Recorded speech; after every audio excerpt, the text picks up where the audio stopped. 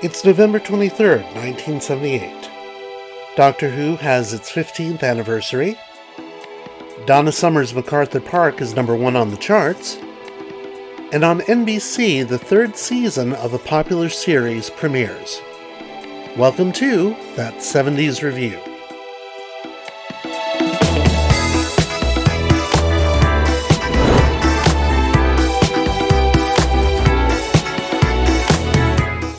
Hello fellow time travelers, and welcome to That 70s Review, where we look at the shows we loved as kids and you're coming to love as adults to see if they hold up. And this time we're looking at Season 3 of The BIONIC Woman.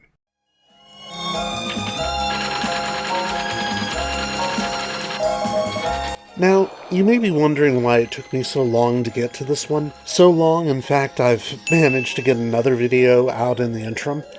To be honest, after watching the admittedly excellent second season of The BIONIC Woman, I was bionicked out. So I waited a little bit to watch Season 3, thinking it would be at least as good.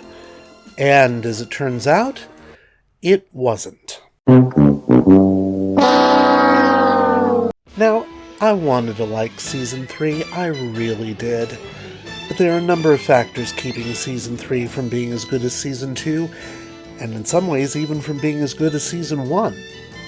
I'll explain my reasoning for thinking this as best I can, though in this case more than in just about any other of my reviews. Spoilers will abound. So, caveat videator. That's a fancy way of saying viewer beware. By 1978, Lindsay Wagner had already won an Emmy Award for her portrayal of Jaime Summers, the former tennis pro who becomes a secret agent cyborg. And if you want to find out how she gets there, well, there are at least 2 good videos that I can recommend about that.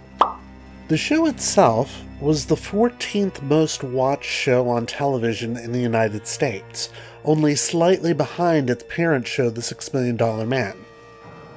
In the UK, ITV ran the show, where it hit the top 20 a total of 13 times in its first season and 7 times in its second season.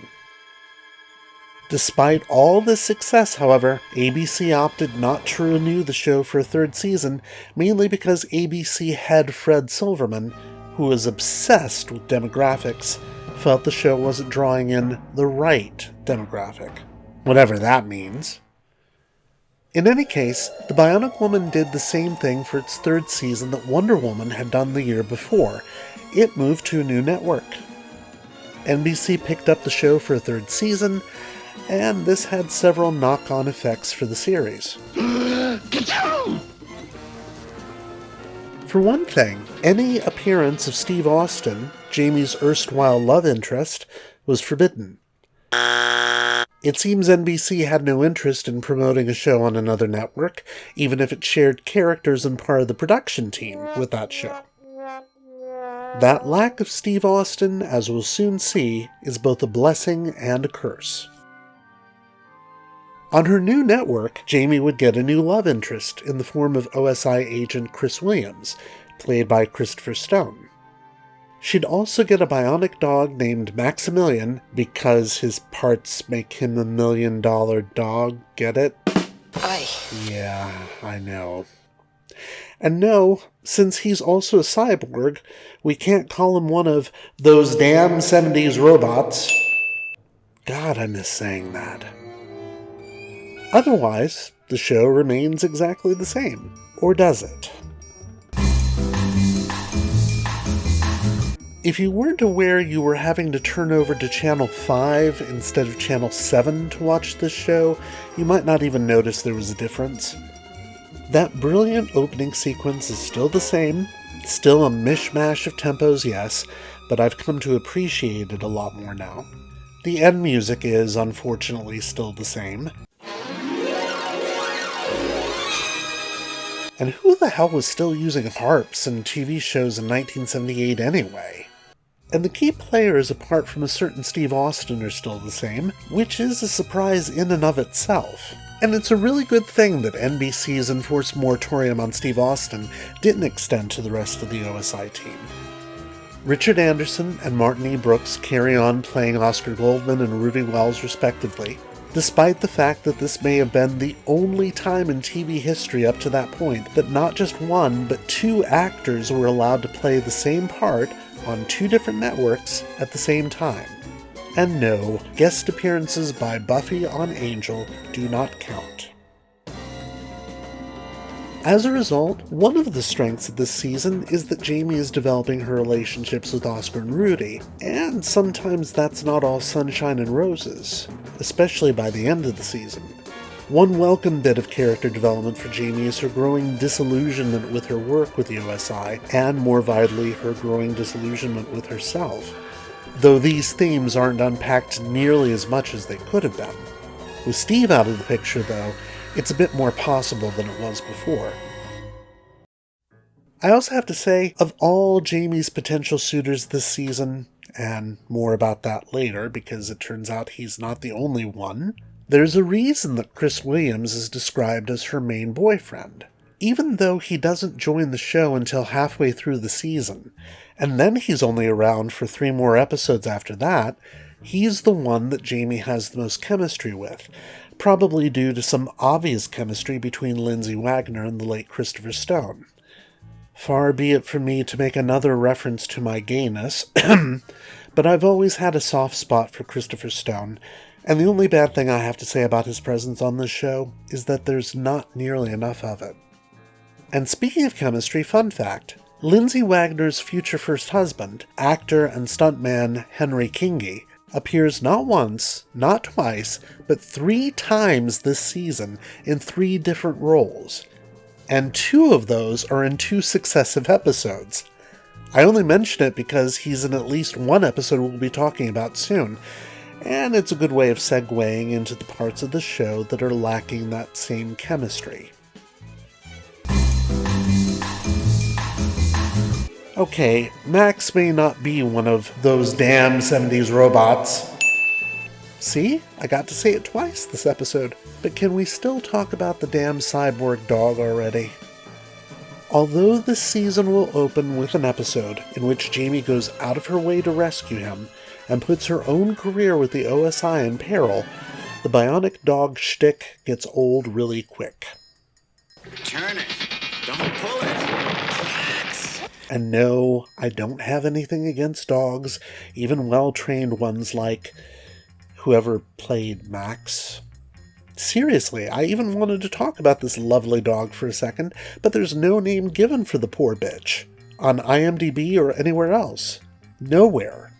I think I may have just misgendered Max, but how would I know? I did find a very entertaining video by Atomic Abe about the intentions behind Max, but since I'm going to be covering some of the same material, how about watching me, and while you're at it, subscribing, and so on, and then go watch him, and subscribe as well. You'll be doing us both a favor. In any case, for reasons we'll be getting into, Max turns from the main character in the show to a Canis ex machina, I guess you call it. Sorry, I've been taking Latin lately. At least, that's the way he's treated whenever he appears, when it's not for comic relief. Max. Come on now. This jealousy of yours has got to stop. You know that?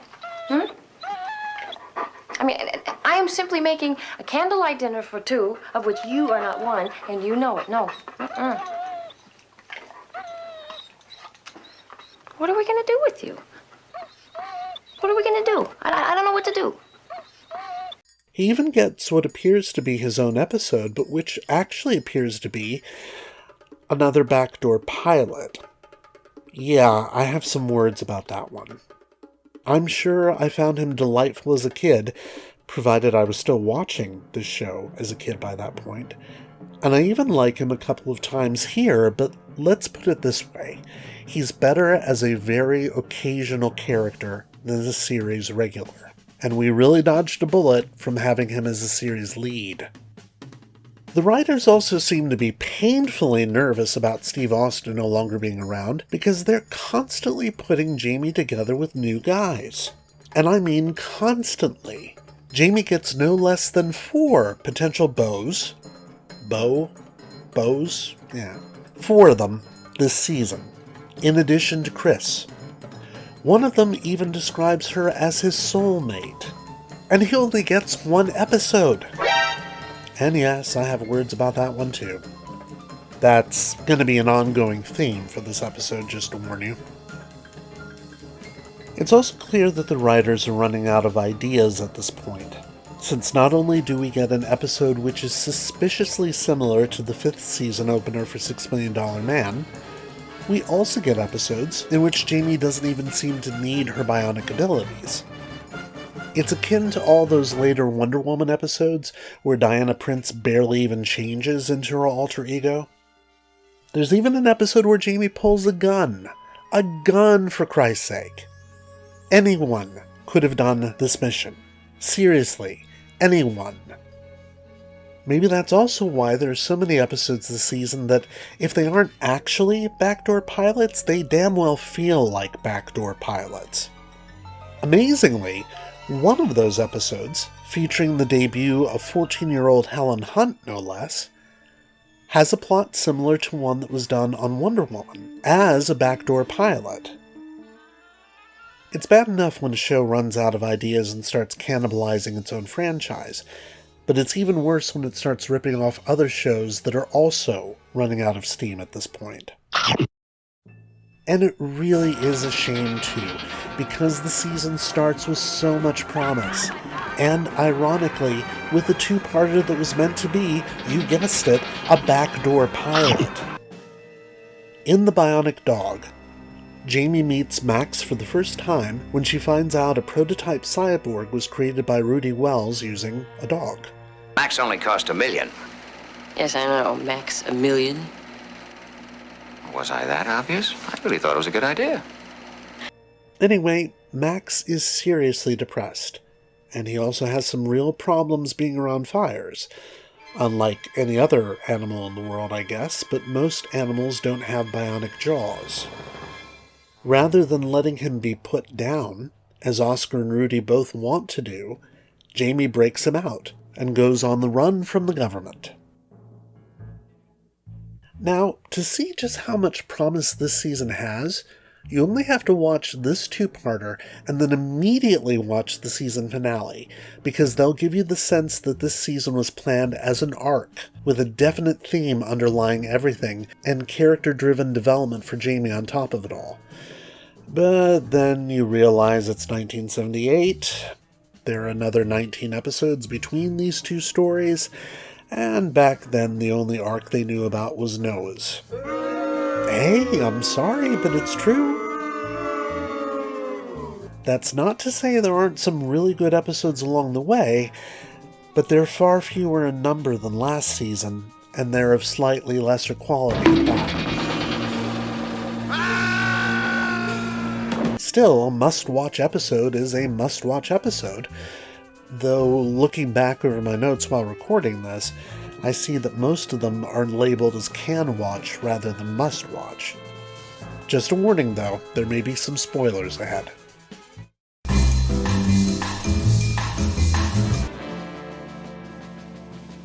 Of course I was going to include the Fembots episode. Seriously, have we met? True, we don't get John Houseman as Dr. Franklin this time around, but his son Carl is here to avenge his father. Carl! Carl! Carl! Now, Carl is a little too into the Fembots, if you know what I mean. Ah, very nice, Nancy. Perfect. Admittedly, the reason for this is not what you'd expect, but still. But we do get James Olsen, looking like he's suffering from a touch of the Andromeda strain. Should have wore your mask, buddy. And Callahan is back, both in human and in Fembot form. This is the first of 3 appearances for her this season, so that's always good news. I can't say much more about this 2-parter, since there are some truly amazing moments here, Though I will say that this show does two-parters better than just about any other show I've looked at so far. The Fembots are far more believable this time, even if their matching outfits remind me a little too much of Power Rangers. Also, if you ever wanted to see Lindsay Wagner in a showgirl outfit, here you go. And people think this channel is too gay. Look! A random piñata! In Brainwash, Callahan is back again, this time dating the one straight hairdresser in the entire Metro DC area. Turns out it's not just luck, because he has a nefarious purpose for choosing this profession, and it's just to get into Callahan's mind. What? What did you think I was going to say?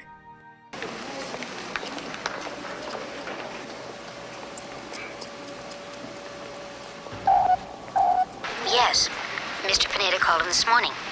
What did he say? That he wanted to meet him today. Where? At 9th in Delaware at 5 o'clock.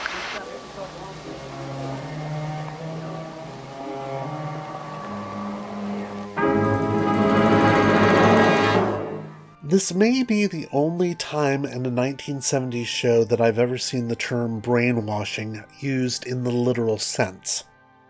It's also one of the few episodes I remember vividly from my childhood, because my sister had to explain to me that brainwashing wasn't a literal thing, despite the events of this episode.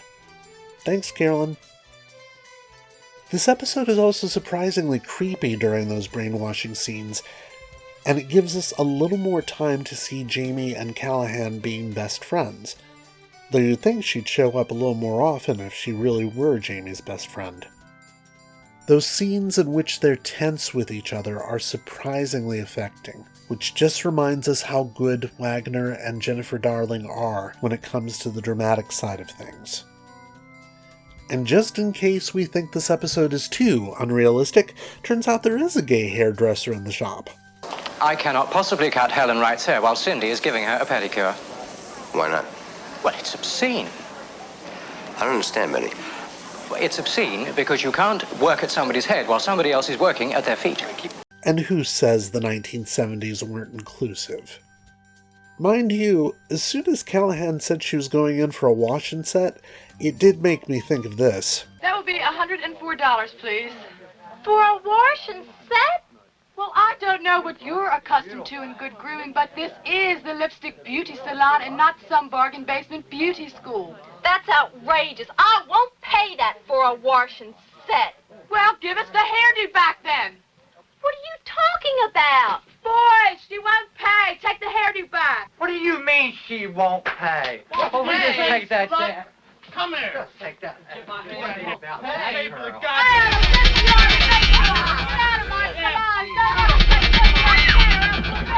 All kidding aside, this episode is really quite good and well worth watching.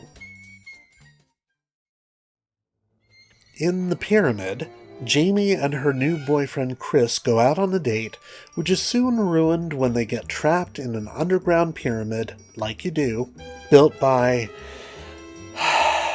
ancient astronauts. And yes, I'll explain that sign in just a minute. Turns out that Oscar's planned attempt to save the ozone layer could have serious consequences for the aliens who built this pyramid, and if it succeeds, they might just attack and destroy the planet. And oh look, there's Lindsay Wagner's future ex-husband. Now, The BIONIC Woman isn't always as good at doing straight-up science fiction as similar shows at the time, such as Wonder Woman. And this one has the double whammy of two oh-so-70s obsessions knocking together in the same plot. The concept of ancient astronauts, which is a big part of Battlestar Galactica's backstory. And I'm sorry, but I still maintain that that opening narration has some implications that are racist as fuck. And it has the idea of pyramid power, which even Doctor Who made reference to during this era. You mean that thing can fly? It transposes with its projection. Pyramid power. Oh, Tom. To be honest, it's surprising it took until the third season for this show to address either of these, and I'd much rather they did this than disco. All of that being said, this one is surprisingly good. The way Chris discovers Jamie is bionic is hilarious. Oh, hi, Mark. The stakes are for once high enough to make up for the slower pacing of the episode overall, and the main plot involving attempts to repair the ozone layer is relevant even today. It probably helps that it's written by Margaret Arman, who wrote for both of the first two Star Trek series. Still, even with a good script like this and some great acting, there are some occasional goofs. You feel that? Considerably, yes. An honorable mention has to go to Motorcycle Boogie, if only because it features yet another 70s obsession, Evel Knievel. Who are you, anyway? I'm an agent for the OSI. Who are you? Evel Knievel. All right. I'm Jamie Bond. But it's not about roller skating or skateboarding, so there's that. And trust me, we're well into 1978 at this point, so it very well could have been. Unfortunately for every up, there's a down.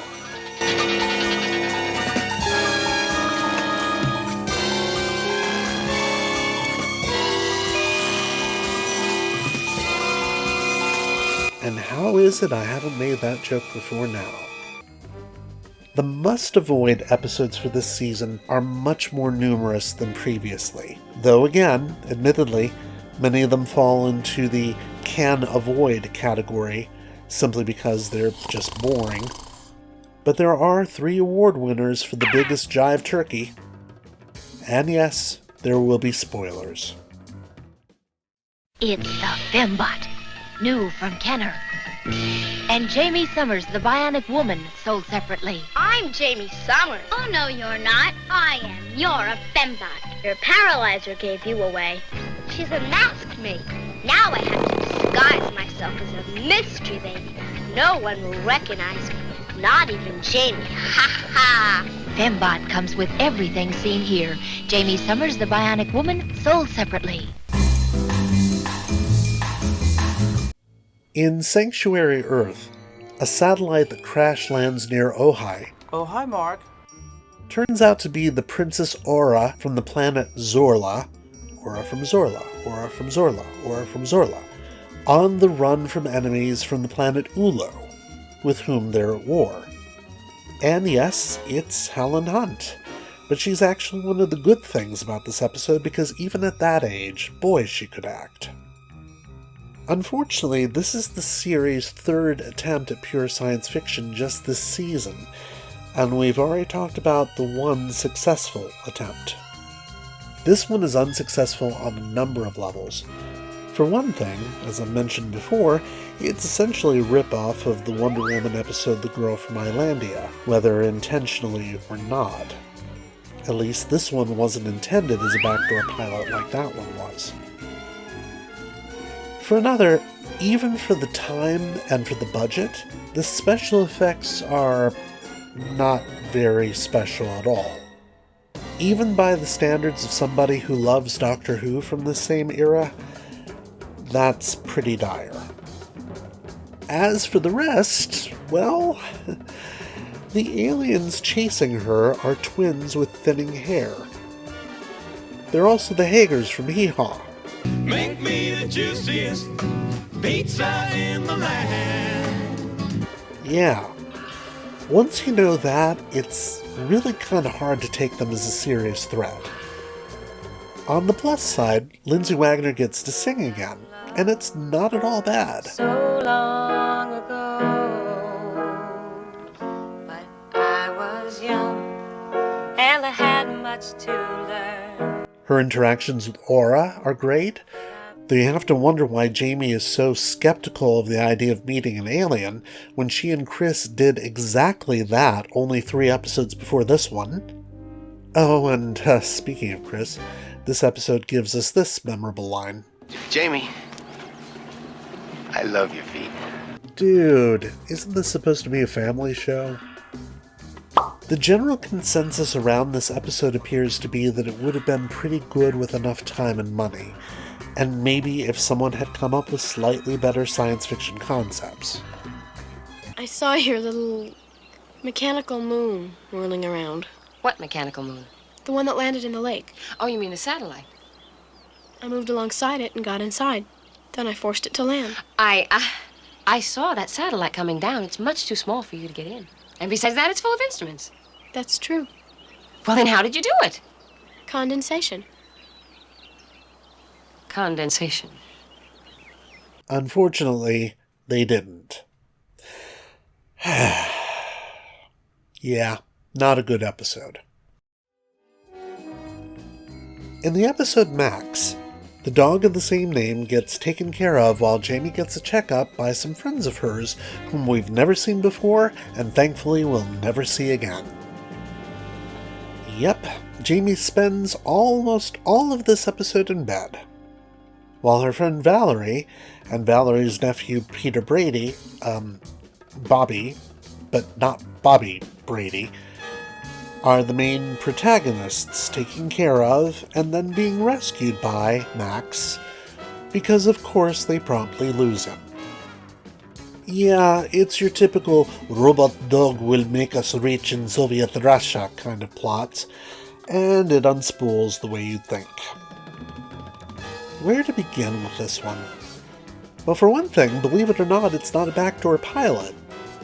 Despite spending a lot, and I mean a lot, of time setting up Valerie and Peter, damn it, Bobby, with a tragic backstory, they're not meant to be new lead characters in an ongoing series about a bionic dog. I'd probably have watched it, but I'd watch anything when I was 8. These days, I wouldn't mind watching a series with Christopher Knight in it, and yes, for those 4 or 5 of you who clutch your pearls every time I mention that I'm gay, yes, I have a crush on Christopher Knight. But this episode gives us some indication of what a bionic dog series would have looked like from week to week, and it looks really familiar.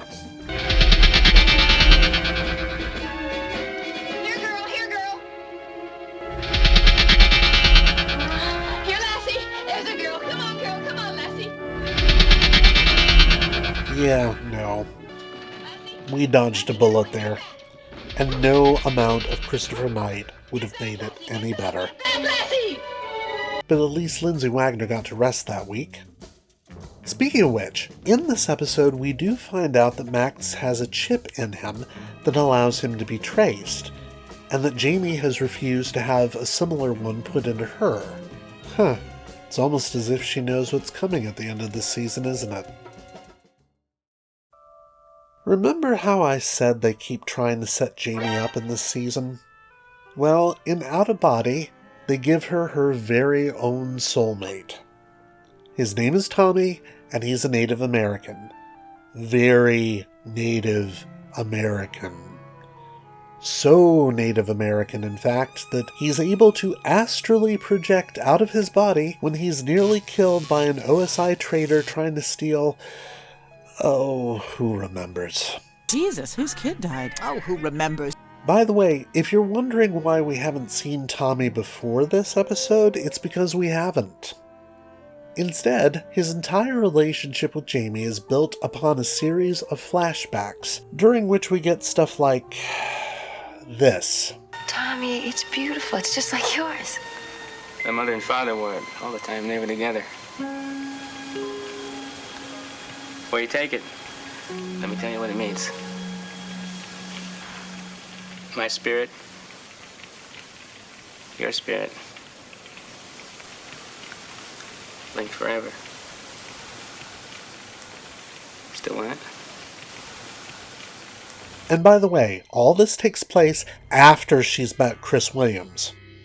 Of course, that whole business with the linked spirits is meant to explain why his spirit follows Jamie around like a lovesick puppy after he's almost been killed.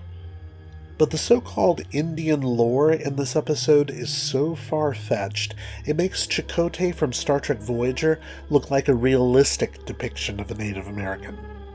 At one point, he goes and talks with the spirits of his departed parents, both of whom appear to have died of terminal boredom. Have you forgotten us, Tommy?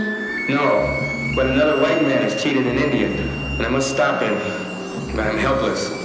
cannot be heard or seen. Words of hate, my son, cannot be heard from this second world. Look around you. What do you see, Tommy? Honestly, the performances of the Indian actors in this episode are so wooden. Okay, I'm sorry. Anyway, Mom and Dad convince him to instead fight for his soulmate. He finally makes Jamie see him and imparts some useful information to her. There's a confrontation between Jamie and the bad guys who put him in the hospital in the first place. Lindsay Wagner gets some honestly sweet sad acting over a guy who's her soulmate, but who we've never seen before. He wakes up, and we never see him again. Souls linked together forever, my ass. These are the worst of the bunch, but I'd be lying if I said there weren't more stinkers this season. And so it's not a surprise that both this show and The $6 Million Man were both simultaneously cancelled due to low ratings. Unlike its parent show, however, this one got an actual finale, albeit a flawed one.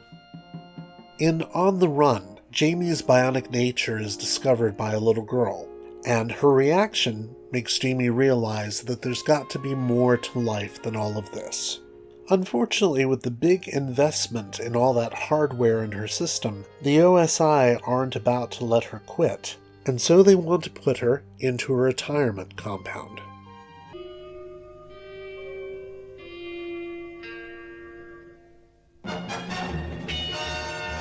Not quite, but judging from the dialogue, it sounds like that's not too far from the truth.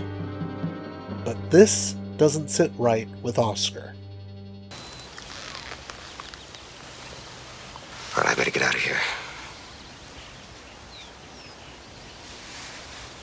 Before I end up telling you that the NSB are on their way over here, that you've got 20 minutes to pack and to get out of here, and that I might tell you to run. Use all the skills that I taught you to prevent us from paying you back in this way. Thus, Jamie becomes a fugitive from the government, and despite being tracked down to a park in the city, Jamie makes her escape and becomes a fugitive for the rest of her life.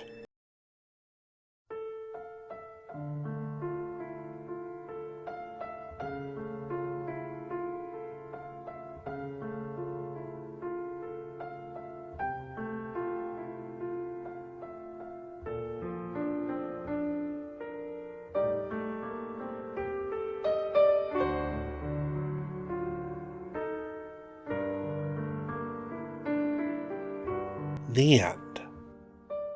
Wow. Now that's a series finale, in an era that usually didn't do series finales. Except for one problem.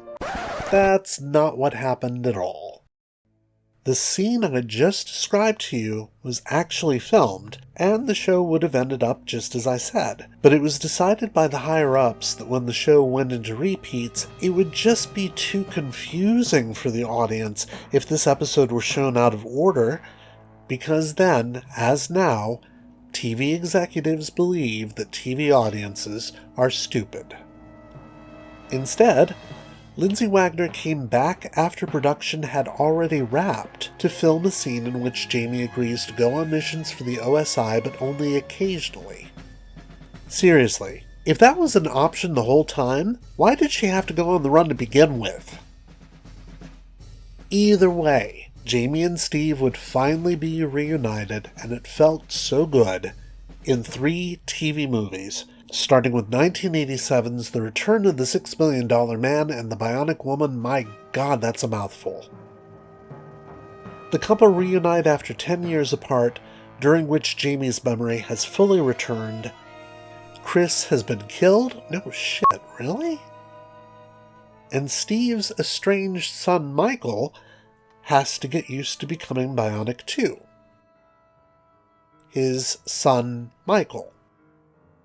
Yeah, maybe I'd better save my confusion over Steve having had a son until I review his show, right?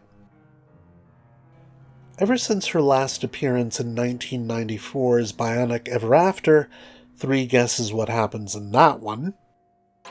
Jaime Summers has never appeared on TV again.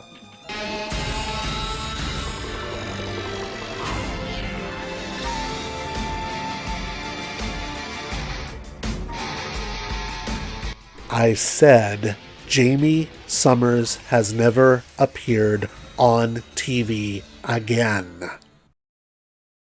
However, her bionic adventures have continued in comics form, with a BIONIC Woman Wonder Woman crossover that we kids from the 1970s would have died to see filmed for real. Another crossover with Charlie's Angels, and yes, I know, I need to watch that show too. And, my personal favorite, a much darker take on the character from Dynamite Comics, based on a reimagining of both shows proposed by Kevin Smith. Yeah, that Kevin Smith. Believe it or not, that darker, grittier take is better than just about any other reboot that anyone could ever have tried to do. But how does this third season of The BIONIC Woman rate? I'd have to give it 2 out of 5 bionic dogs. That's an apt description too, because of all 3 seasons, this season really is a dog. The first season had all sorts of promise centered in its unusual take on an already established premise, furthered by a young actress with the charisma to carry it. The second season proved she could carry it, landing her an Emmy Award and giving us some of the best episodes this show ever produced. But apart from the 2 opening 2-parters, and that frankly startling finale, the third season has none of the strong writing, exciting action, and warm human interaction that characterize this show at its best. Instead, we get bionic dogs, misplaced Bradys, aliens, ersatz aliens, aliens again, and a ghostly soulmate. Now obviously, if you want to watch the show all the way through again, there are enough bright spots in this season to make that rewatching worthwhile. But don't say you weren't warned. And that's it for this edition of That 70s Review. In the meantime, if you want to see more of this sort of thing, give this video a thumbs up, hit that subscribe button, do that thing with the bell that you do, and tell me in the comments which shows from the 1970s that you would like me to cover. Till next time, stay safe and stay groovy.